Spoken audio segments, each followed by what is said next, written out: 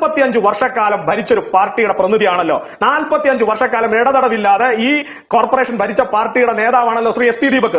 അങ്ങനെയുള്ള S P ദീപകിന് ഉളുപ്പ് എന്ന് പറയുന്ന വാക്കിന്റെ ലേശം തൊട്ടുതലോടി പോയിട്ടുണ്ടെങ്കിൽ താങ്കൾ ഇത്തരത്തിലുള്ള ഒരു പ്രസ്താവന പറയും. കരാർ പുതുക്കാതെ തിരുവനന്തപുരത്ത് CPM-ന്റെ ബിനാമികൾ കൈവശം വച്ചിരുന്ന നഗരസഭാ സ്വത്തുക്കൾ തിരിച്ചുപിടിച്ച് ലേലം ചെയ്തതിലാണോ നിങ്ങൾക്ക് BJP നടത്തിയത് തെറ്റായി പോയി എന്ന് തോന്നുന്നത്? ആര്യ രാജേന്ദ്രൻ പറഞ്ഞ മറുപടി തിരുവനന്തപുരത്തെ ഈ വേസ്റ്റ് എല്ലാം പന്നി തിന്നോളും എന്നാണ്.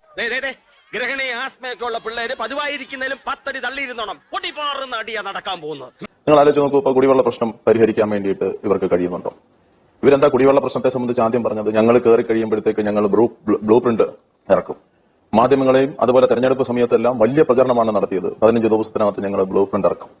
നമ്മൾ കാത്തിരുന്നു 45 6 മാസമായി. എവിടെ പോയി ബ്ലൂ പ്രിന്റ് എന്ന് പറയുന്നത്? പ്രശ്നം എന്താണ്? ഇപ്പോഴത്തെ പ്രശ്നം എന്ന് പറയുന്നത് കുടിക്കാൻ വെള്ളം കിട്ടാത്ത ഒരു അവസ്ഥയിലേക്കാണ് ഞങ്ങളുടെ നഗരസഭ എത്തി നിൽക്കുന്നത് എന്നുള്ളതാണ്. ഇപ്പോഴത്തെ നീറുന്ന പ്രശ്നം എന്താണ്? നമ്മുടെ ജനങ്ങളെ ബാധിക്കുന്ന ഏറ്റവും വലിയ പ്രശ്നം എന്ന് പറയുന്നത് വേസ്റ്റ് മാനേജ്മെന്റ് എന്ന് പറയുന്നത് നല്ലതുപോലെ നടന്നുകൊണ്ടിരുന്ന ഒരു നഗരസഭയ്ക്കകത്ത് ഇന്നിപ്പോ വേസ്റ്റ് മാനേജ്മെന്റ് ഇല്ല. എന്നിട്ട് ഇത് നഗരത്തിനകത്ത് വേസ്റ്റ് മാനേജ്മെന്റ് ഇല്ലാത്തതുകൊണ്ട് എന്താ പ്രശ്നം? ഇന്നിപ്പോ പകർച്ചവ്യാധിയായിട്ടുള്ള പനികളും മറ്റ് സീരിയസ് ആയിട്ടുള്ള അസുഖങ്ങളും വ്യാപകമായിട്ട് പകർന്നു പിടിക്കുകയാണ്. നമ്മുടെ കഴിഞ്ഞ 10 വർഷത്തിനിടയിൽ നോക്കിക്കഴിഞ്ഞാൽ ഏറ്റവും കൂടുതൽ ആളുകൾ മരണപ്പെട്ടു പോകുന്ന പനി മൂലവും മറ്റ് അസുഖം മൂലവും മരണപ്പെട്ടു പോകുന്നതിലേക്ക് എത്തുകയാണ് നഗരം എന്ന് പറയുന്നത്. ഇതിന്റെ അടിസ്ഥാന പ്രശ്നം എന്താണ്? അടിസ്ഥാന പ്രശ്നം എന്ന് പറയുന്നത് നഗരത്തിനകത്ത് ശുചിത്വ പ്രവർത്തനങ്ങൾ നടത്താൻ കഴിഞ്ഞില്ല എന്നുള്ളതാണ് ഇവിടുത്തെ പ്രശ്നം. വിശ്വസിക്കരുത്, ഇവൻ ഭക്ഷണം കഴിക്കാനും കള്ളം പറയാനും മാത്രമാണ് വാ തുറക്കുന്നത്. വലിയ സീരിയസ് ആയിട്ടുള്ള അസുഖങ്ങളിലെ ഇപ്പോൾ പിടിപെടുന്നത്. ആശുപത്രിയിൽ നിങ്ങളൊന്ന് കയറി നോക്കൂ. ഇപ്പോഴത്തെ പ്രധാനപ്പെട്ട ആശുപത്രികളിലൊക്കെ എന്ന് പറഞ്ഞു കഴിഞ്ഞാൽ 10,000-കണക്കിന് ആളുകൾ വന്ന് നിൽക്കുകയും അങ്ങ് എത്തുന്നതിന് മുമ്പ് തന്നെ കൊഴിഞ്ഞു വീണും ബോധം കെട്ട് വീഴുന്ന അവസ്ഥയിലേക്കല്ലേ നമ്മുടെ ആശുപത്രികളുടെ സ്ഥിതി എന്ന് പറയുന്നത്. പ്രിയപ്പെട്ട 2 സുഹൃത്തുക്കളും പറഞ്ഞൊരു പ്രധാനപ്പെട്ട വിഷയമുണ്ട്, കുടിവെള്ള പ്രശ്നം. ഞാൻ ചോദിക്കട്ടെ, കേരള വാട്ടർ അതോറിറ്റി മേയറുടെ കസ്റ്റഡിയിലാണോ?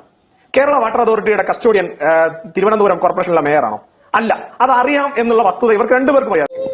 അത്രക്കുള്ള ബുദ്ധിയൊന്നും അതിനില്ലല്ലോ. ദീപകിന്റെ പാർട്ടി ഇടതുപക്ഷം ഭരിച്ചിരുന്ന സമയത്താണ് ആറ്റുകാൽ പൊങ്കാല ദിവസങ്ങളിൽ ഈ പറയുന്ന തിരുവനന്തപുരത്തിന്റെ ഈ ആറ്റുകാൽ പ്രദേശത്തെ കുടിവെള്ളം മുട്ടിച്ച് അവിടുത്തെ ജനങ്ങളെ മുഴുവൻ തെരുവിലിറക്കി നിർത്തിയത് SP ദീപകിന്റെ പാർട്ടിയാണ്. എനിക്കൊന്നും ഓർമ്മ വരുന്നില്ല. SP ദീപക് എന്ന് പറയുന്ന ഇടതുപക്ഷ ജനാധിപത്യ മുന്നണിയുടെ ഇന്ന് ജനാധിപത്യ ബോധവും ജനസ്നേഹവും ഒക്കെ പറയുന്ന ആളിനെ ഞങ്ങൾ എവിടെയും ഈ കേരള വാട്ടർ അതോറിറ്റിയുടെ മുന്നിൽ സമരം ചെയ്യാൻ വേണ്ടി കണ്ടില്ല. അല്ലെങ്കിൽ അവരോട് നിങ്ങൾ ഈ കാണിക്കുന്നത് ക്രൂരതയാണ്, ആ വെള്ളം വിട്ടുകൊടുക്കും, അവര് BJPക്ക് വോട്ട് ചെയ്തതിന്റെ പേര് കുടിവെള്ളം മുട്ടിക്കരുത് എന്നെങ്കിലും പറയാൻ SP ദീപകിന്റെ ജനാധിപത്യ ബോധം ഒരിടത്ത് ഞങ്ങൾ കണ്ടില്ല. എന്താ ഉറക്കം വരുന്നു?